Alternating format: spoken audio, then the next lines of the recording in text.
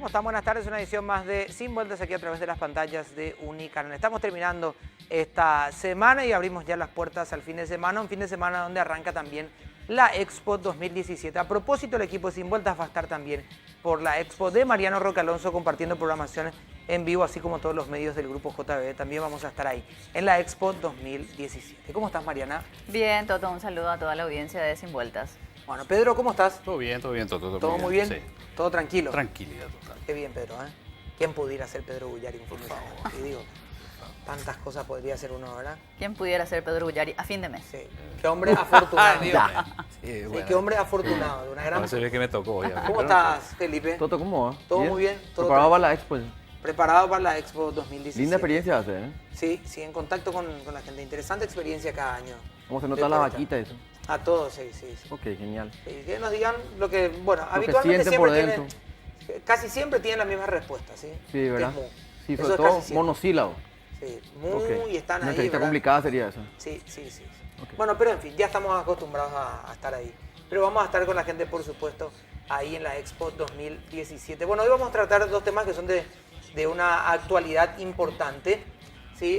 Vamos a hablar en segundo plano, ya lo vamos a hacer en el segundo bloque, en realidad a partir de la segunda mitad del programa, del caso de una niña que ha fallecido lastimosamente, un caso de violencia familiar terrible y con una menor de 2 años que terminó falleciendo también. Y lo vamos a hablar, repito, de esto en la segunda parte del programa de hoy. En la primera parte vamos a hablar, compañeros, lo que tiene que ver con un proyecto que en este momento va tomando algo más de cuerpo de alguna forma, que tiene que ver con la posibilidad de aquellos que están dentro del sistema penitenciario que puedan ejercer el derecho al voto. Los que no están condenados. Los que están condenados. Los perdón. que no están Los que no condenados. están condenados, perdón, Sí. Pedro, sí. Dentro del sistema, digo, ¿por qué? Hay un altísimo número de personas que están, ¿sí? Incluso privados de su libertad, que no tienen condena. Incluso creo que hoy los números marcan que es la mayoría de la población penitenciaria. Estiman unos 8.500. Unos 8.500. En todo el sistema carcelario. Y para que ellos puedan ejercer el derecho a voto. De hecho, ya en algún momento hemos visto hasta campañas que han girado en torno a visitas a centros penitenciarios y sigue siendo una de las grandes deudas que tenemos en nuestro país. En un rato va a llegar el senador Arnaldo Yucio, que va a hablar sobre el tema. Mariana. Sí, quería hacer nada más una acotación, Sí. una precisión. Es un proyecto de ley que intentó ser tratado justamente en esta semana, bueno, no pudo ser tratado y lo que busca es, de algún modo, hacer efectivo el derecho constitucional que ya existe, porque según la Constitución, los únicos que no Pueden tienen votar. derecho a voto, digamos, son los que pierden la ciudadanía y son aquellos que están condenados. Condenados. Sin embargo, el artículo 91 del Código Electoral es el que incluyó a los detenidos, es decir, que aquellos que están, como decías, presos pero sin condena. Y hoy lo que se busca es restablecer un derecho constitucional que está privado por una ley que es de menor jerarquía, obviamente, que la Vos sabés Constitución. que Sí. me parece interesante todo, pero acá tenemos un factor que es lo que contamina y generalmente desvirtúa todo. Sí. Por ejemplo, la Silvia González del Valle dijo que uno de los grandes errores de los convencionales del 92 fue haber abierto la compuerta para que políticos estuvieran en instituciones que tengan directa relación con la justicia. Sí. Estamos hablando del jurado de enjuiciamiento, el Consejo de la Magistratura, y nuestros políticos tienen esa virtud de contaminar y desvirtuar todo. Entonces uno ve este proyecto y dice, qué interesante, muy lindo. Pero, ¿qué nos garantiza a nosotros, como ciudadanos, que nuestros políticos no van a hacer lo mismo de siempre? Agarrar la cédula de los presos y votar. No sé. Claro. Vos ves lo que pasa hoy en día. Entonces, como proyecto, qué lindo, hermoso, sí, tienen su derecho. Pero ¿y después? ¿Cómo hacer efectivo? ¿Cómo Cuando se hacer tenga efectivo? que hacer la votación, ¿verdad? Que no se desvirtúe eso. Es parte del debate que vamos a tener. También nos acompaña Carla Basigalupo, ex ministra de Justicia. Carla, gracias por acompañarnos. Hoy te toca el micrófono de mano. ¿Cómo estás? Gracias. Muy por- buenas noches a todos. noches. Un placer compartir con el senador que está llegando en un tema por demás interesante. Como mencionaba Mariana, el derecho al voto de las personas privadas de libertad que no estén condenadas está plenamente establecido en la Constitución Nacional, ya que la Constitución solamente excluye a los que tienen suspendida la ciudadanía, según el artículo 153. ¿Y quiénes son los que tienen suspendida la ciudadanía? Entre ellos, los que tienen condena cumpliéndose. Claro. Y una vez ya cumplida la condena, recuperan la ciudadanía. Pero luego, por la ley 834/96 del Código Electoral, este derecho les fue sacado, pero también es cierto que nunca se hizo efectivo el derecho constitucional. Es decir, desde que se sancionó y promulgó la Constitución, nunca votaron los privados de libertad en prisión preventiva. Entonces es un derecho constitucional que nunca se ejerció y que luego ya con el Código Electoral les fue sacado legalmente, digamos. Pero es una ley inferior a la Constitución, es inconstitucional de hecho, y además considerando el grave problema que tenemos en nuestro sistema penitenciario y en nuestro sistema de justicia, porque yo siempre insisto que no hay que tocar el sistema penitenciario como un eslabón perdido, como algo aparte de la justicia. El sistema penitenciario es parte del sistema de justicia de Paraguay porque justamente cumple el objeto de la pena, es parte esencial del sistema de justicia. En la letra, ¿verdad? Porque... Bueno, en la letra y en el deber ser, que algún día tenemos que llegar también al deber ser, ¿verdad? Mencionabas, Pedro, que puede tergiversarse si es que se cumple realmente la Constitución Nacional. Pero claro que todo se puede tergiversar y de hecho también fuera de las cárceles también ocurren irregularidades electorales. Entonces, en el mismo nivel hay que trabajar y bueno, hacer efectivo este derecho constitucional. Fíjate, Carla, es interesante todo, pero si tuviéramos nosotros los mecanismos para corregir esas transgiversaciones sería interesante. Pero hoy en el jurado tenemos gente que están imputadas y son los jueces que van a ser juzgados por esas personas que son imputadas son los que les tienen que investigar. Y no tenemos un mecanismo para revertir esto. Entonces, yo creo que está bien. Hagamos que esto funcione, porque si no caemos en más de lo mismo. O sea, le agregan más problemas a la sociedad, a la república, con esto. Es Por mi punto de supuesto, vista. si se establece o si es que el proyecto del senador Yucio tiene realmente sanción y promulgación, hay que reglamentar el derecho al voto en prisiones. Y quiero contarles que Ecuador tiene un ejemplo buenísimo en este sentido. Ellos tienen una experiencia muy buena porque ya con el presidente Correa habilitaron el voto y ellos en Ecuador votan 3 días antes de las elecciones, pero con un sistema de control impresionante, no solamente ya del voto en sí, sino de la campaña electoral previa, porque también se puede prestar, bueno, a numerosas tergiversaciones en lo que hace a la campaña electoral dentro de prisiones. Pero con una buena reglamentación y una injerencia de la justicia electoral equitativa se puede.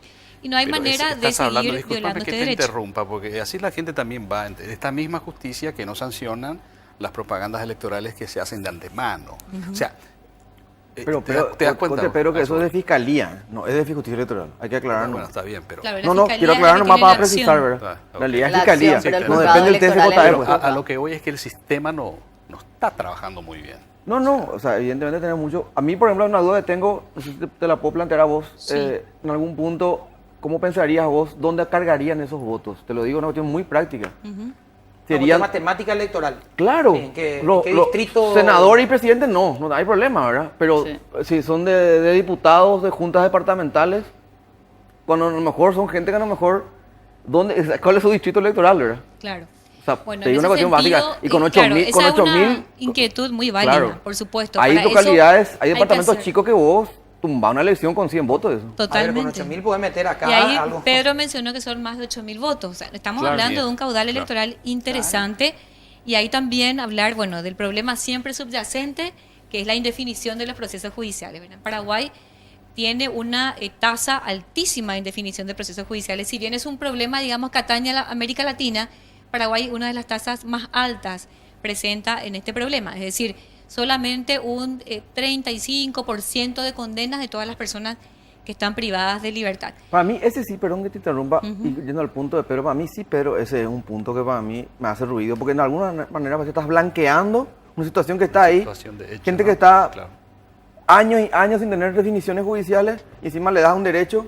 O superando incluso, claro, a ver, parece que le superando da- incluso le lo está que puede ser una blanqueando la expectativa a una situación. pena, ¿verdad? Hay gente que está, Claro. que tiene una expectativa de pena, qué sé yo, de 3, 4, no, de 5 años en adelante. 5 años en Y adelante. está 7 u 8 años dentro de prisión, ¿verdad? Y resulta o que ahora peor. le vas a blanquear, entre comillas, eso, No, ¿verdad? sea, blanquear la mora judicial. Claro. peor. Hemos visto casos Es de blanquear la personas mora que judicial para mí. no fueron condenadas, pero tuvieron presas, ¿verdad? Y Pero Felipe, finalmente- ahí yo quiero hacerte quiero hacer una reflexión contigo. Blanquear en un sentido, pero también estamos hablando de los derechos de las personas privadas de libertad. Es decir, ya se le viola el derecho de un debido proceso legal porque se le tiene en prisión preventiva por más allá del tiempo legal establecido y constitucional establecido. Y otra vez se le priva del derecho a votar cuando que no se le puede privar de ese derecho. Entonces hay que ver las dos caras siempre de la Entiendo. moneda. Es cierto, a lo mejor podría plantearse que estás blanqueando algo respecto a la inacción judicial, pero ¿qué hablamos de los derechos de las personas privadas de libertad? No, está, pero... Sí, ¿sabes nomás cuál es mi punto, Carla? A ver si a lo mejor tal vez falta que precise más o ahondar más en el tema incluso. encima que le dejamos en una guardería de personas, con todas las falencias que puede tener el sistema penal y penitenciario, resulta que ahora, no, viste que votan y todo, te van a decir de la corte. No, esos son tan guapos que votan y todo, son genial lo que estamos haciendo. Porque Pero no va a ser el no padre de la creo. criatura, no, o sea, ¿entendés mi punto? No creo que esa Son sea, felices, digamos, ya están una votando. excusa para seguir con la mora judicial, no creo. No digo excusa, Carlos. ¿Sabes cuál es para mí mi punto? Que en vez de apretar a la corte para una vez se pongan las pilas, o sea, claro, le estamos... Para que una vez resuelvan su condena. ayudándola, ¿O no? le estamos ayudando, para mí le estamos felicitando la Yo diría, corte. yo diría eso- para otro lado A también, ver. presentando un tercer escenario. Sin decir, bueno, Carla no es luego, de hecho, la No, proyecta, pero si estamos la- debatiendo nomás, Lo estamos o sea. analizando, ¿verdad? Hay otros derechos que no se cumplen debido a proceso, sin contar los derechos que tienen que ver con los derechos humanos dentro del sistema. Porque todos sabemos la condición de todos, Por los, eso, de eso todos iba. los lugares de reclusión, ¿verdad? Y vamos a decir, señores, no tienen para comer muchos de ellos. Están sin el debido proceso dentro, bajo condiciones de salud que son pésimas, y estoy siendo generoso al decir pésimas, ¿verdad? Hacinados en un montón de cosas, enfermedades de todo tipo, pero sí pueden votar. Sí pueden eso es lo votar. que voy, pues. Entonces, ¿qué es más importante? Y ahí entramos en la lucha de decir, ¿qué es más importante? ¿Todo lo otro que se viola o que ellos puedan votar? O el derecho a votar. Claro, se les Por va a supuesto. garantizar. Tiene derecho se a les la va a garantizar. justicia, todo. Ningún derecho a lo mejor podemos decir, no, este es de segunda, este es de tercera. No, primero, o sea, pero- yo ahí sí estoy con Carla, por ejemplo, cuando digo, yo creo que hay que igualar para arriba, me parece todo, ¿verdad? Exacto. Pero me parece que votar precisamente no es para mí así la solución a sus problemas, ¿verdad? Los tipos quieren estar libres, o sea, hola, Claro, si quieren o salir en libertad, su familia o, le perdón, espera. o si son culpables, tener una condena para saber cuándo van a estar libres. Claro, no, y por eso voy. Por lo Claro, menos eso. son problemas, digamos, diferentes, pero en sí, en la jerarquía de valores o de prioridades, el derecho al voto está en sexto y séptimo lugar. En realidad, el sistema de justicia tiene que querer definir las condenas, en primer lugar, por el derecho a la vida, a la libertad, a la integridad física. Hay muchos derechos antes que el derecho al voto para mover ese sistema de justicia que hoy está realmente enfermo de una mora judicial, una mora del sistema en realidad, porque cuando hablamos mora judicial parecería que solamente le tiramos la culpa a los jueces y no es así, es un sistema el que no está funcionando. Está con nosotros el senador Arnaldo Yusi. Senador, ¿cómo está? Gracias por acompañarnos. ¿Cómo estás, Toto? Y a todo el panel, doctora. Bienvenido. De gusto saludarte Un gusto. nuevamente. Realmente me da mucho placer que estamos acá con la doctora en el tiempo en que ella se desempeñaba como ministra. Es que este proyecto se engendró y presentamos en aquella oportunidad. No sé en qué parte del debate Ahí estamos. me sumo, Hay ¿verdad? muchas cosas. Yo creo que, a ver, la primera pregunta hubiera sido sobre el proyecto en general, pero ya surgiendo las dudas, Claro. es preguntar cuál es el espíritu del proyecto en sí. Porque estábamos enumerando, y nos quedamos siempre cortos, ¿verdad? Con la cantidad de derechos que están vulnerados, como para enfocarnos directamente en la posibilidad de que voten, que se cumpla ese derecho, ¿verdad? Siendo que no estamos priorizando a lo mejor, o pareciera que nos están priorizando, lo de la mora, lo que tiene que ver con los derechos de humanidad, lo que tiene que ver con el sistema en sí, y sobre todo lo que tiene que ver con el espíritu de lo que es una condena, ¿verdad? De que ellos finalmente puedan ir cumplir y vuelvan a reinsertarse en la sociedad, que me parece que eso es hoy con nuestro sistema utópico, ¿verdad? Yo creo que esto que estás mencionando es absolutamente cierto. La condena. Los ciudadanos a quienes este proyecto de ley y la eventual ley a quien pueda beneficiar, en realidad son personas que están dentro de ese marco de la presunción de inocencia, aún. ¿Verdad? Y por esa circunstancia necesariamente tienen que tener derecho al voto. ¿Verdad? Y no es una cuestión de burocracia como mencionaron en el último debate en el Congreso, sino que es una cuestión absolutamente de rango constitucional. Y yo te diría, en el campo práctico de nuestra realidad, ¿qué va a pasar? Vamos a suponer que la doctora sea una incipiente candidata, líder política. No sabía. Bueno. No, Carla, no. Bueno, Sí, el programa se llama Sin Vuelta. Felipe Vamos. le dijo en algún momento a un tal Santiago Peña, mira que te puedes candidatar. Yo le dije, dijo, él. ven Dijo, acá. no, dijo él. Sí. Bueno, Y hoy- Entonces me halaga. Bueno. Gracias, Felipe. Nostradamus le dicen. Terminando entonces con el ejemplo, ¿verdad? Vamos a suponer que la doctora es una que está evidentemente presentándose como tal en las esferas políticas. se le pueda planear la comisión de un hecho punible, un accidente, con el nivel de fiscales que hoy estamos teniendo, estos funcionarios del Ministerio Público imputen a la doctora y pidan prisión, ¿verdad? Jueces que no están tampoco muy alejados del nivel del Ministerio Público finalmente digan, sí, vamos a convertir la detención en prisión y la envían 15 días antes, 20 días antes de las elecciones a la cárcel. ¿Verdad? Hoy ella no puede votar. Y es más, dentro de ese campo de la conjetura, uno pueda decir, vamos a enviarle a la doctora a Concepción, a la penitenciaría de Concepción, que ni siquiera, en un lugar en donde ni siquiera tenga posibilidad de tener influencia con su gente. Este proyecto lo que hace es que, independientemente a que se dé esa posibilidad de traslados, en el eventual hipotético caso de que sea recluida, pueda votar y su voto sea asignado al distrito de su distrito electoral en donde ella se encuentra registrada. Sobre todo para las candidaturas departamentales, ¿verdad? Exacto. Diputados, concejales departamentales. Totalmente. Entonces, esto tiene unas previsiones de rango constitucional, evidentemente de derechos humanos. Yo creo que también el sufragio, el derecho al sufragio tiene ya ese rango a nivel internacional. No sé si ya mencionó la doctora, pero esto no es algo que se nos ocurrió a nosotros. Esto es una cuestión que ya viene tras recomendaciones de organismos internacionales, la OEA en el 2013, la ONU también en el 2013, y otros organismos dicen, pero puntualizaron perfectamente así la necesidad. Ellos también aconsejan cada cosa, ¿no? Sí.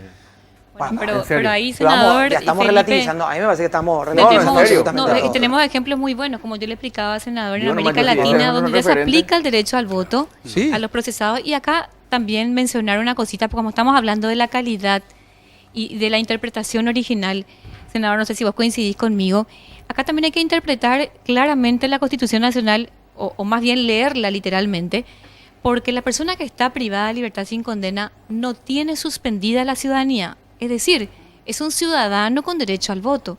Y eso lo dice perfectamente la Constitución.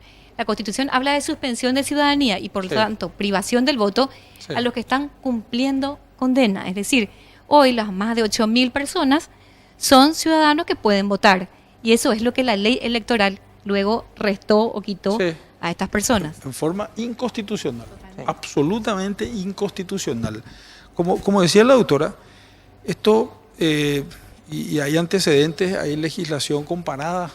Tenemos en Argentina, Bolivia, Venezuela, Chile, Colombia, Ecuador, no hace mucho, y ustedes solo googleen y van a encontrar cómo reclusos estaban votando en las últimas elecciones en Ecuador, República Dominicana, en Canadá inclusive se dio un fallo judicial, a través de un fallo judicial se dio esa posibilidad, y hay países en donde inclusive a los condenados les están permitiendo el derecho al voto, ¿verdad? Y yo les recomiendo en Netflix, ingresen un poco a ver este documental de Michael Moore, Invadiendo el Mundo. Michael Moore es un director de documentales progresista, hoy tiene un problema ya con el presidente americano, pero el último trabajo es ese, Invadiendo el Mundo. Y dentro de ese contexto, él va a la cárcel, una de las cárceles de Portugal, creo que fue Islandia, y cómo se presentaban, o sea, y mostraba cómo los candidatos iban a hacer proselitismo en la cárcel. Vamos a puntualizar eso a la vuelta de la pausa, doctor, porque hablar de cómo no politizar entonces el sistema penal, sabiendo de que de alguna forma es un caudal electoral importante, ¿verdad? O sea, al O sea, poder tener que eso... Además, no nos comparemos con Islandia, Bueno, con todo a ver, respeto. antes, sí, No, por por favor, supuesto. vamos a la pausa. Yo vi ese documental y estamos... Ya ahí ya estamos Por entrando supuesto, la vara por para supuesto. abajo y vamos a comparar. Claro, Bueno, bueno, ¿qué querés? bueno, quiero agradecer a la gente de Lumo por acompañarme en esta edición de Sin Vueltas. Vamos a la pausa y ya volvemos.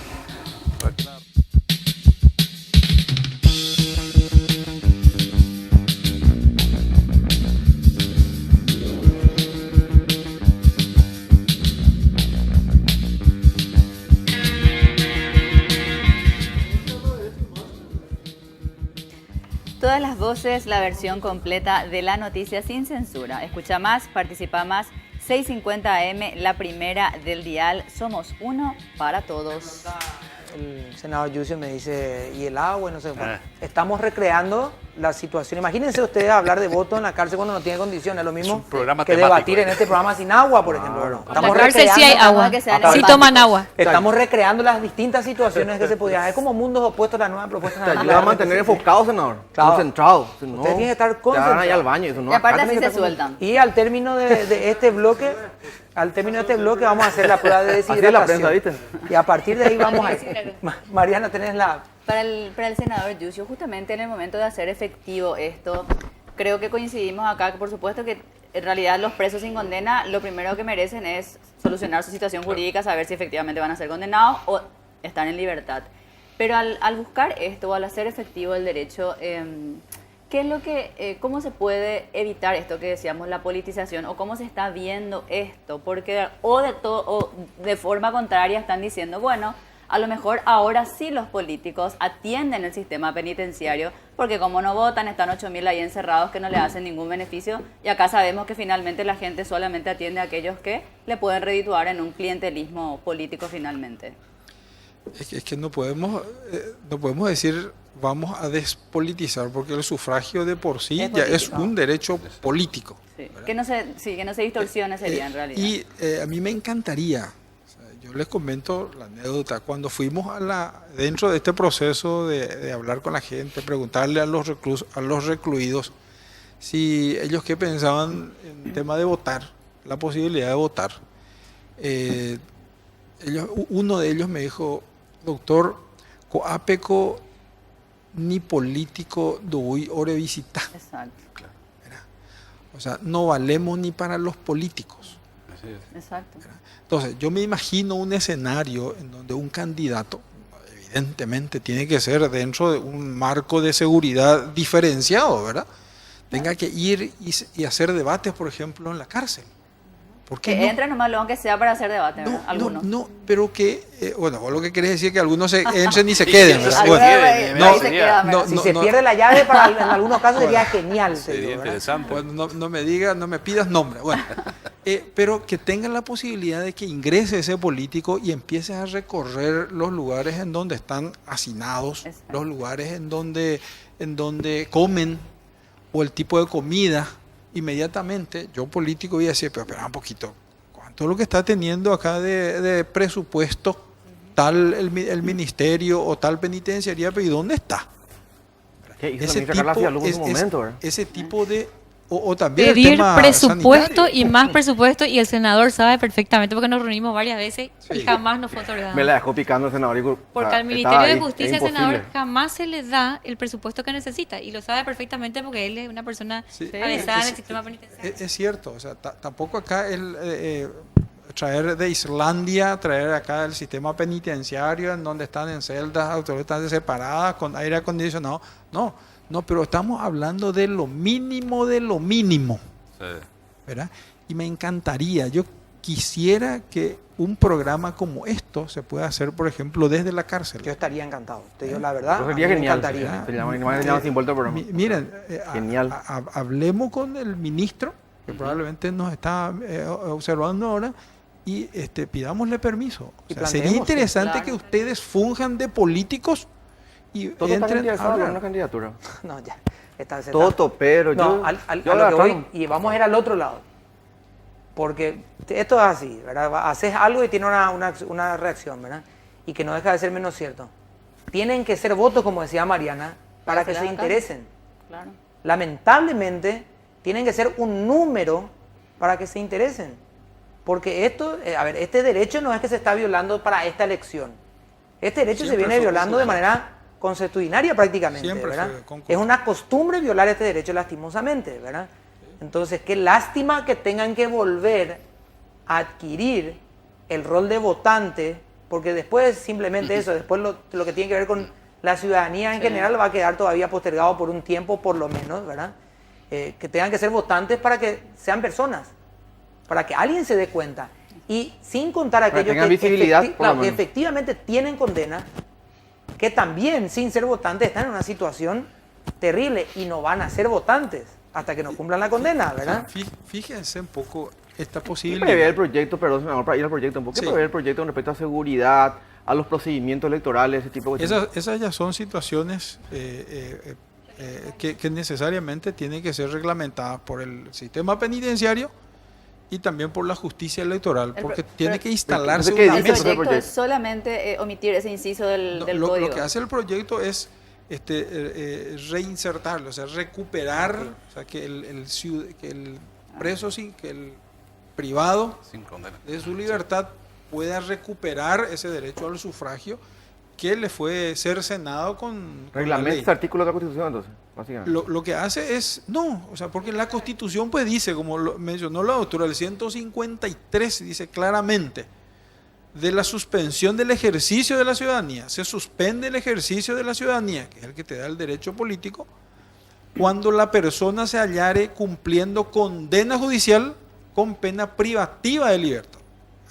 Acá es importante aclarar, uno puede estar condenado, pero si no tiene una sanción, una pena privativa de libertad, tener es decir, multa. mientras no esté en la cárcel puede votar absolutamente. O sea, acá se recupera, ni siquiera estamos reglamentando. Pero la parte técnica creo que es lo que pregunta Felipe. Claro, por lo ¿qué menos dice? yo. ¿Qué artículo? dice el ¿Qué proyecto? Porque el modifica? código ¿Cómo? electoral es Claro, el el que código, hoy él les priva. este es el artículo 91. Exacto, el artículo 91 Bueno. Claro, lo que hacen es del modificar ese código artículo. 91, 92 y 93 es lo que modifica del Exacto. código electoral y se hace mención a a que el Tribunal Superior de Justicia Electoral reglamentará la normativa. Miren, acá por una cuestión de logística muchas veces te dicen, no, pero eso no podemos implementar porque es medio complicado. Imagínense lo que va a hacer llevar allí una mesa, quiénes van a estar los representantes. En Ecuador, el director de la cárcel, por ejemplo, está ahí en la mesa. Es como el presidente de mesa, digamos. Es como un presidente de mesa, ¿verdad? Y si mal no recuerdo, votan los viernes. Sí, votan antes de las elecciones. Votan el viernes, se hace todo el proceso de votación, se resguarda los votos en sobres lacrados y se hace el escrutinio el día domingo El día de la elección general. con todos los demás resultados. Doctora, ¿cómo hacer? Si bien estamos hablando, cuando hablamos del sufragio en sí, es un hecho político 100%. ¿Cómo hacer para resguardar ese derecho político de las personas que están dentro del sistema y que van a votar, a que no sea una moneda de cambio por mejorar por ese día de condiciones? ¿A qué voy? Hoy entran en una villa en cualquier lugar o en un asentamiento en cualquier lugar con dinero en efectivo y se llevan las cédulas y termina, digamos, de alguna forma el derecho político porque es un cambio. ¿Cómo hacer dentro de un sistema para que un infiltrado, un encargado, para no politizar la institución, que venga alguien y diga, señores, hoy comen, pero tienen que votar a fulano de tal? ¿Cómo se resguarda también ese derecho dentro ya del ejercicio electoral en sí? Como ya lo mencionó el senador, los mismos controles que realiza la justicia electoral por fuera tienen que hacerlos por dentro de la cárcel y por supuesto ya también con el control del Ministerio de Justicia, con el control de la dirección del sistema penitenciario. Yo quiero mencionar acá un ejemplo de algo que parecía también imposible y que incluso si lo planteábamos como lo estamos planteando ahora, jamás hubiese salido, que es el Código de Ejecución Penal. Hoy el Código de Ejecución Penal permite a las personas privadas de libertad salir los fines de semana, salir a trabajar y volver en el mismo día. Digamos que si nosotros discutíamos esto antes, íbamos a decir que esto legalizaba a los presos sambucú, que esto iba a ser un desastre, que cómo se iba a controlar que vuelvan. Bueno, este nivel de debate se tuvo, pero creo que por unos cuantos años. Luego salió el Código de Ejecución Penal y hoy podemos decir que es un éxito, Hoy las personas privadas de libertad, los condenados, por supuesto, porque estas salidas solamente benefician a los condenados, hoy se está aplicando en Paraguay, es un código de avanzada que gracias a un esfuerzo de todo el sistema de justicia, tanto de los jueces de ejecución como el Ministerio de Justicia, lo empezamos a aplicar ya en el año 2015, cuando empezó a regir la ley. Y sí, por supuesto que tiene, digamos que algunos obstáculos, pero se fueron superando y se superan. Es decir, si nosotros esperamos solucionar las cuestiones fácticas, las cuestiones de hecho, para poder realmente sacar una ley que finalmente está devolviendo un derecho constitucional a un sector que se merece, entonces jamás vamos a sacar esa ley. Entonces, que los problemas fácticos frenen el otorgamiento de un derecho constitucional no podemos permitir. En todo caso, lo que sí podemos hacer es ir construyendo un mayor fortalecimiento institucional, tanto de la justicia electoral como del Ministerio de Justicia, para ir evitando o minimizando estas injerencias políticas que de hecho se van a dar. Tampoco podemos negar que se van a dar este tipo de injerencias políticas. Por supuesto, los políticos van a ingresar a las cárceles y, como decía el senador, esto es altamente positivo también. Claro. Primero porque los políticos van a conocer la realidad de las cárceles, que no hay recursos suficientes para la infraestructura, para los agentes penitenciarios, que es un servicio que tenemos que reivindicar en Paraguay, que no hay suficientes recursos para una alimentación digna.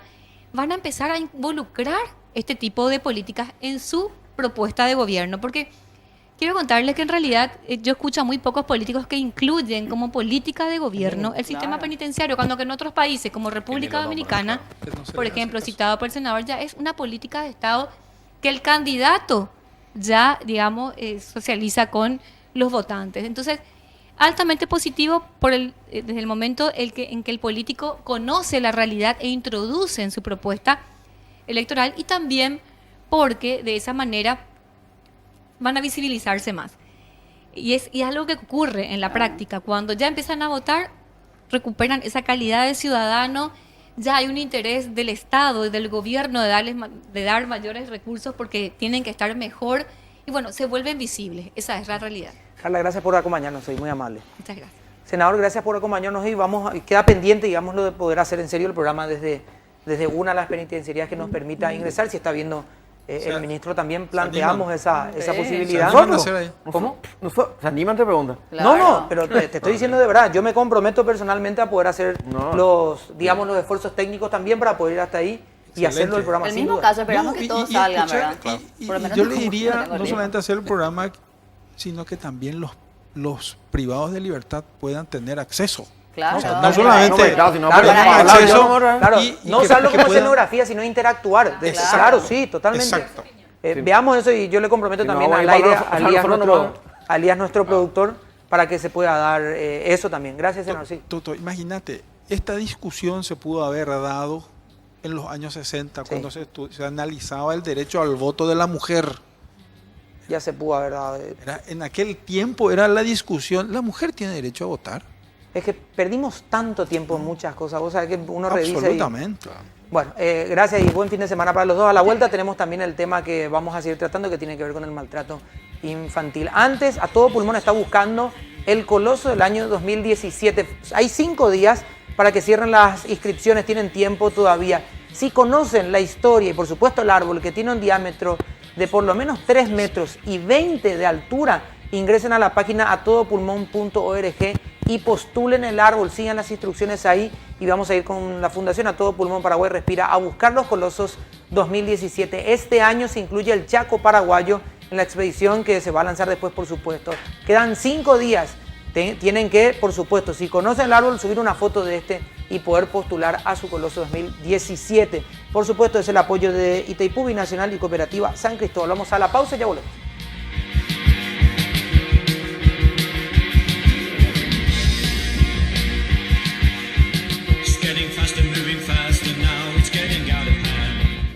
Bueno, volvemos en este bloque de Sin Vueltas y tenemos que hablar de mundos opuestos, ¿verdad, Elías? La nueva propuesta de Canal 13 que arrancó ayer, sí, 21:30 horas, lunes, miércoles y jueves también la posibilidad de poder tener mundos opuestos. 16 participantes en un encierro despliegue lo de total. ayer. Un Un despliegue éxito fenomenal. total. Ayer un saludo Brutal. grande a Chiche Corte y a todo el equipo. por supuesto, Repercusión también. total también. Una gran repercusión después de lo que se vivió ayer. Ojalá, Pedro, puedas estar, pero dentro de la casa 5 meses y nosotros verte ya desde le dije fuera, a ¿sí? Hans que todo el apoyo. Sí, para verte desde No, fuera. no, no.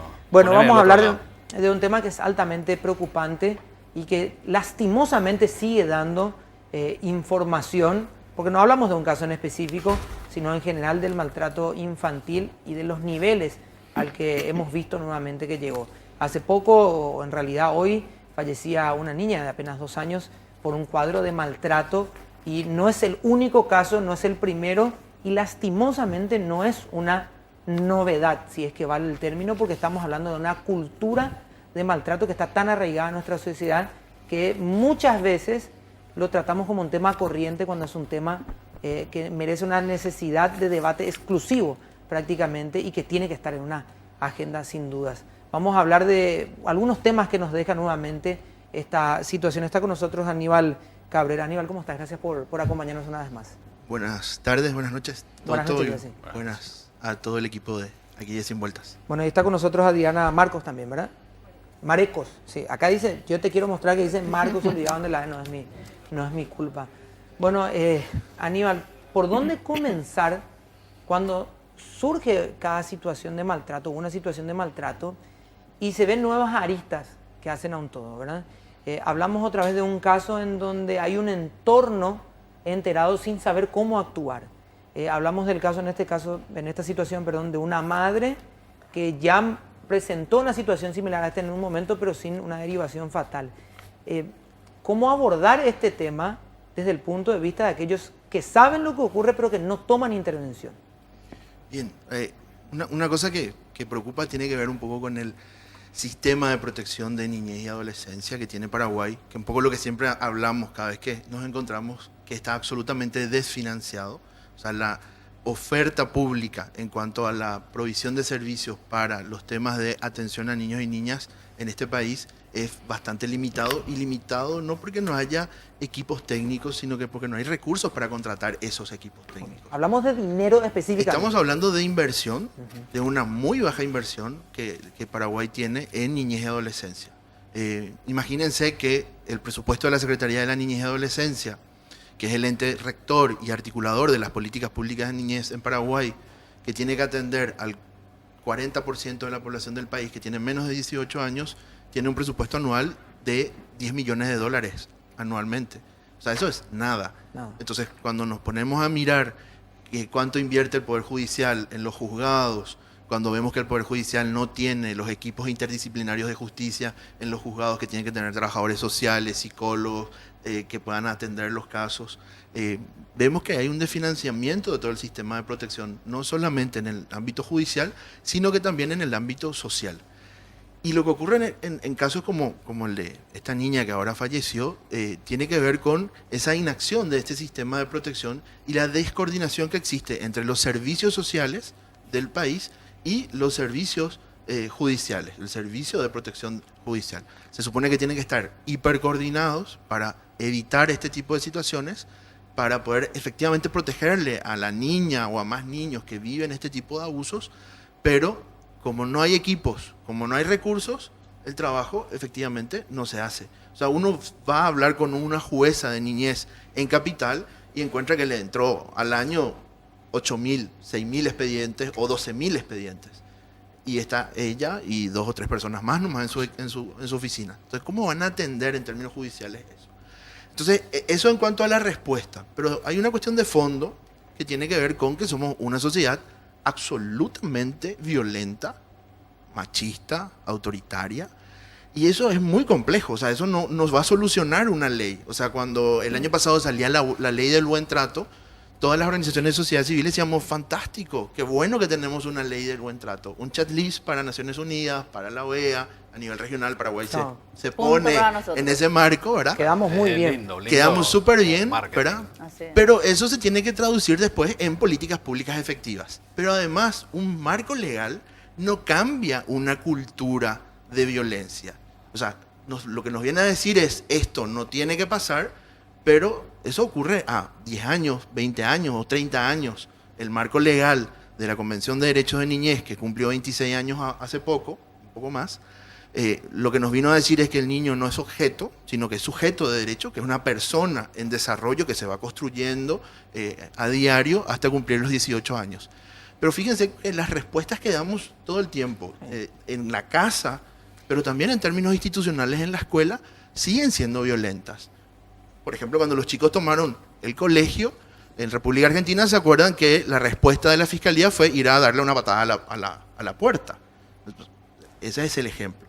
O cuando los chicos ahora estaban en estos días debatiendo sobre la libertad de prensa y demás, y el Ministerio de Educación dice que no entren los periodistas a las escuelas, o que personas extrañas del sistema educativo no entren a las escuelas a dar charlas a los chicos. También con el tema religioso y eso se cruza con el tema religioso, con un montón de otros temas más. Pero la respuesta de relación entre el mundo adulto y con el mundo de niñez y adolescencia sigue siendo muy violento en todas las esferas. En el ámbito privado, en la familia, en las comunidades y en el ámbito institucional también, ¿verdad? O sea, les invito a que se vayan a intentar entrar al juzgado de J. Augusto Saldívar de niñez. Funciona sobre una carnicería, literalmente. O sea, ¿cómo le llevas a un niño a audiencias y demás a un lugar así? O sea, tiene que ver con infraestructura, tiene que ver con recursos técnicos, pero tiene que ver también con la prioridad que le da la clase política en su agenda pública. Hoy, por ejemplo, el ex ministro, o sigue siendo ministro, no sé, pero el ministro de Hacienda, o el ex ministro de Hacienda, precandidato a presidente, decía la importancia de la inversión en niñez y demás. ¿Qué hizo durante el tiempo que estuvo como ministro de Hacienda para que efectivamente la Secretaría de la Niñez tenga recursos para funcionar? No hizo mucho. Desde que asumió este gobierno, el presupuesto de la Secretaría de la Niñez bajó en un 13% de forma acumulada en estos últimos 4 años. Y esa es la realidad finalmente a la hora de poder dar respuestas. Adriana, dentro, digamos, de todo este cuadro que mencionaba Aníbal, hablaba de ese cruce, ¿sí?, de información entre lo social y lo que tiene que ver estrictamente con el derecho, ¿verdad? ¿Por qué no está funcionando de alguna forma la penetración de la justicia en el sentido de, y repito esto, las personas que conocen la información pero no saben qué derechos tienen para accionar? ¿En qué sentido? La abuela, la madre, el padre, o el papá o la mamá, depende de cómo se dio la situación, después de prácticamente consumido un hecho, dicen, ahora me voy a hacer cargo porque intervino alguien. Bueno, y en ese caso es muy importante destacar que nosotros tenemos una ley que es la 4295, que es una ley del año 2011 que trabaja justamente, que establece el procedimiento especializado para el maltrato. Y esta nueva ley dispone que cualquier persona que tenga conocimiento de un hecho de maltrato o de abuso sexual está obligada a comunicar esto, ya sea a la Fiscalía de la Niñez y la Adolescencia o a la Defensoría de la Niñez y la Adolescencia. Y en aquellos lugares del país en donde no se cuente con Defensoría de la Niñez o juzgado, bueno, claro, ahí está también una omisión, ¿verdad? Una omisión de denunciar. Porque eso es lo que se da, pues. Por supuesto. Te interrumpo es importante que denuncie. Y evidentemente pasó eso. Claro, en esos casos es importante también el rol que juegan los medios de comunicación para que la gente conozca cuál es el procedimiento, y nosotros también en ese sentido estamos conscientes de que es importante difundir eso, que la gente conozca que no solamente son las personas, los familiares los que están obligados a denunciar, los vecinos, cualquier persona que tenga conocimiento, porque muchas veces después salen las personas a decir, yo sabía que le estaban maltratando, pero ¿por qué lo que no pasó ahora tomó con la abuela, ¿por qué crees que la gente no se inmiscuye? ¿Falta de confianza? ¿Qué es? Y muchas veces porque tiene temor a lo mejor a perder el tiempo posteriormente, porque en los procesos estos, las personas que denuncian son después nuevamente convocadas a la fiscalía para volver a declarar. Una cuestión de en los comodidad. juzgados de la niñez también se les convoca a prestar testimonio. Entonces muchas veces las personas no se animan a creo denunciar. Que es medio laxa Yo creo que tenemos dos cuestiones ahí, ¿verdad? Uno tiene que ver con la cultura del no te metas. O sea, y eso es una cuestión sumamente arraigada. O sea, pasa ahora, o sea, nos vamos caminando por la calle y le vemos a un chico pegándole a su novia o a una chica y miramos a otro lado normalmente. O sea, muy pocas veces reaccionamos a eso. Lo que pasa es que acá se dio un caso concreto que era el 6º hijo, creo que de una misma persona, y le decía: vos me prometiste a mí que si te dejaba tener, te ayudaba a tener el hijo, no ibas a abortar. Vamos a hablar así claramente. Pero, o sea, así es, de vuelta, pero tenemos esta cultura que es el no te metas. El vecino de al lado que escucha que el niño que está llorando o que está gritando, que está siendo pegado, no se mete, ¿verdad? Entonces, esa es una situación. Y lo otro tiene que ver con esto que decía también Adriana, que es, por ejemplo, nosotros tenemos muchos casos con maestras que nos dicen, yo no quiero hacer la denuncia porque después me tengo que ir a la fiscalía, al juzgado, tengo que poner un abogado particular, yo, ni siquiera el Ministerio de Educación le acompaña a esa maestra en ese proceso, la maestra en el ejercicio de sus funciones, siendo maestra, porque detectó la situación de violencia, los rastros de violencia en un niño o en una niña en el aula, hizo la denuncia, el Ministerio de Educación no les da el soporte jurídico y técnico para acompañarle a sus maestros en estas denuncias. La maestra paga de su bolsillo, la reemplazante los días que se tiene que ir al juzgado, paga de su bolsillo al abogado que le tiene que acompañar. Entonces, sí, vamos a decirle a la maestra que denuncie, pero vamos a también ponerle todos los recursos a su disposición para que ella se sienta contenida y pueda efectivamente hacer su trabajo, ¿verdad? Exacto. Vamos a más hacer, todavía. pero Sí. vamos a hacer una breve pausa para poder continuar con este debate, porque después voy a plantear algo cuando escuchaba lo de Felipe, decía sexto hijo, y voy a plantear en un rato una situación que tiene que ver con eso. Pero antes, ustedes saben que un grupo sin rock, un grupo de rock sin el vocalista sería, nada, un montón de ruido prácticamente, ¿verdad? ¿Qué no, sería, por rockero. ejemplo, de un programa de radio? Sí, un programa de radio sin locutor. Sin un toto, por ejemplo. En algunos momentos sería un placer probablemente, pero ¿qué sería una hamburguesa sin carne? Imagínense ustedes una hamburguesa sin carne. Llegaron las nuevas Concepción Burger, que son parte de la familia de Sin Vueltas. Ustedes saben, está la clásica para toda la familia, la de costilla para los que son asaderos, así como lo es Felipe y como lo es Pedro, por supuesto, y aquellos que cuidamos la figura tenemos la variedad de hamburguesa light, ¿sí? Hamburguesa Concepción Burger 100% carne, hamburguesa 100, Pedro, escúchame, ¿me estás escuchando? Sí, 100% carne, Pedro. Vamos a la pausa y ya volvemos. Got the spirit Luciferian, take the shock away. Bueno, le quería plantear esto porque tomaba el número de Felipe, 6 hijos, y no es el único caso, no estamos hablando de un caso Claro, no particular. es por la cantidad en realidad. Lo hacemos en Era para general. graficar ¿verdad? nomás, Supongamos 3, 4, 2, un hijo, o sea, la cantidad que sea. ¿Cuántas de las madres que están dentro, teniendo hijos dentro del sistema de salud, tienen un abordaje psicológico después de haber tenido un hijo? Hay muchas cuestiones que se pueden detectar cuando uno hace un abordaje psicológico a toda una familia, a todo un entorno. Si en la escuela nos damos cuenta ante un gesto del chico, porque estamos en contacto todos los días del maltrato, imagínense ustedes si podemos hacer un abordaje de una familia que está dentro del sistema, podemos hacer efectivamente un diagnóstico de la madre, del padre o del entorno inmediato que está acompañando esa situación, ¿verdad?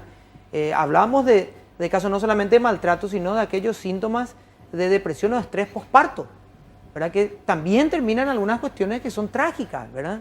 Que terminan niños abandonados, en madres que optan por el suicidio porque están dentro de un cuadro de desesperación también. O sea, eso tampoco existe. Ni qué hablar de salud sexual y reproductiva, que en este caso me parece que ni siquiera entra luego en la agenda, ¿verdad?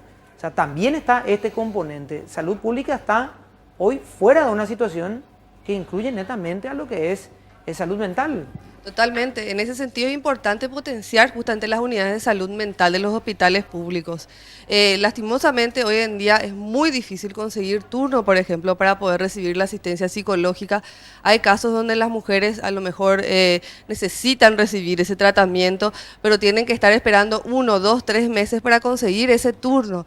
Están totalmente sobrepasados en ese sentido las psicólogas de los hospitales y tenemos que potenciar también. Por eso yo coincido con el compañero respecto a la necesidad de fortalecer el presupuesto, no solamente en salud pública sino también en la parte de educación, ¿verdad? Porque allí también necesitamos contar con psicólogas que apoyen también dentro del proceso educativo, ¿verdad? Tenemos los protocolos, existen protocolos aprobados por el MEC para la reacción ante casos de abuso, de maltrato, etcétera, de bullying, de todo. O sea, a nivel legal está todo cubierto. Hemos ratificado la Convención sobre los Derechos del Niño, tenemos leyes Excepto la sobre ley de buen adopciones. trato, la ley 1136 de adopciones que está Que en sigue siendo proceso. un Está en berenjenal proceso. que terminás adoptando una criatura, empezaste a los 6 meses y terminás a los 13 años, ¿verdad? Sí, Es así. esa ley está en proceso de estudio también dentro del Congreso. O sea, a nivel legal tenemos todo cubierto. Lo que necesitamos es trabajar en el presupuesto y trabajar aunadamente también con todas las instituciones. Desde la Defensoría de la Niñez nosotros trabajamos coordinadamente con las CODENIS de Asunción, tenemos periódicamente reuniones a través de la coordinadora de Capital con las CODENIS de Asunción, con el Ministerio de Salud, con la gente del Ministerio de Educación, etcétera. Pero Así también las defensorías están en una deuda tremenda. Hay una chica menor de 14 años que fue abordada prácticamente para ser interrogada cuando tomó soda cáustica en pleno hospital, y la gente que le tomó la declaración, entre comillas, salió a publicar a los cuatro vientos lo que había dicho la menor. También acá vino... Sin una defensora. Acá vino una jueza y también vino un fiscal y dijo, señores, nosotros llamamos, los defensores de la niñez vienen 5, 6, 7 horas. Unos chicos, una familia de 5 chicos prácticamente se fumó ante la vista de todos porque no había un defensor. Sí, en ese sentido hay que tener en cuenta también que la CODENI trabaja en la orientación de las familias, trabaja también para realizar las medidas de apoyo conforme al artículo 34. ¿Y CODENI de dónde? Y estamos fortaleciendo justamente ese trabajo desde la Defensoría de la Niñez. Hay que tener en cuenta que a nivel capital estamos solamente 10 defensores. Lo que pasa es que es una cosa, Marco, muy interesante, pero la realidad indica otra cosa. A ver, Mariana y Pedro, vamos a escuchar a Aníbal. Sí, un poco pasa por las dificultades que tiene este país hasta ahora, ya que somos tan conservadores, de hablar de la necesidad de tener educación sexual y reproductiva en las escuelas y los colegios. Y eso pasa por la necesidad que tenemos como sociedad y tienen los chicos de conocer su cuerpo, poder también tener herramientas para poder defenderse siendo chicos y chicas, y cuando son adultos poder vivir su sexualidad de forma plena. Y esa es una dificultad que tenemos en esta cuestión súper conservadora de no tenemos que hablar de ciertos temas como sociedad. Entonces tenemos un índice impresionante de embarazo de niñas de entre 9 y 12 años, entre 9 y 14 años. Sacamos el premio como país en el Cono Sur hace poco, ¿verdad? De tantos embarazos que tenemos en niñas, ¿verdad? Y también en adolescentes. Y lo otro tiene que ver con las cuestiones de salud mental. O sea, no tenemos un marco legal de salud mental, no tenemos inversión tampoco en salud mental. Un niño o una niña víctima de violación tiene que irse a consultar al centro de salud y le dan turnos para que se vaya una vez al mes. O sea, ¿qué proceso terapéutico en serio va a tener una persona víctima de abuso sexual si se tiene que ir al psicólogo 40 o 50 minutos una vez por mes? O sea, no existe ahí eso, ¿verdad? Entonces, los servicios sociales de este país están absolutamente inexistentes, por llamarlo de alguna manera. Y esto es responsabilidad del Ministerio de Salud Pública, que nos olvidamos que se llama y Bienestar Social. Y hay un Instituto de Bienestar Social. Y ese Instituto de Bienestar Social tiene Departamento de Familia, Departamento de Niñez, Departamento de Adultos Mayores, tiene distintas áreas de trabajo que se queda todo en Asunción, se quedan en las oficinas, porque no tienen recursos para tener equipos de servicios sociales que puedan dar el soporte a todo el país. Entonces, de vuelta estamos con el problema del financiamiento, pero estamos también con un problema de la no visión estratégica y política de invertir en nuestra sociedad. O sea, si queremos ser un país de marca país, como nos dicen en los últimos días, más allá del superviaducto, hay que invertir en las personas. Y seguimos siendo uno de los países de América Latina, y no le decimos la sociedad civil, lo dice la CEPAL, lo dice Naciones Unidas, lo dice el BID, lo dice el Banco Mundial. Seguimos siendo uno de los países que menos invierte en su población en la región. Y sin embargo tenemos el mayor mono demográfico a nivel regional también. No sirve de también. nada. O sea, si no invertís, va a terminar en letra no sirve muerta de nada. finalmente con números muertos. Nos estamos yendo lastimosamente. Bueno, nos vemos, Aníbal, gracias por venir. No, gracias a ustedes por invitarnos. No, por favor. Y yo creo que tenemos que seguir hablando sobre Sin el tema duda. de violencia y sociedad violenta hacia niños y niñas y hacia las mujeres. Sin duda. Doctora, gracias por Y acompañarnos. yo sobre todo le quiero invitar a las personas a que acudan a la Defensoría a denunciar, que nosotros estamos allí para recibir todas las denuncias que se presenten, y estamos a las órdenes desde nuestra institución a disposición de la ciudadanía. Se viene el servicio informativo de Unicanal. Nosotros nos vamos a volver a encontrar el lunes. Sí, hay un debate de mundos opuestos hoy, creo que es lo que me está mencionando Hoy es día de Elías, debate, porque sí. no lo estoy escuchando realmente. 21:30 horas entonces el debate hoy. Vamos a encontrar nosotros nuevamente el lunes. For a guy to come and take me by the hand. Cause these sensations make me feel the pleasures of another man. These sensations, baby,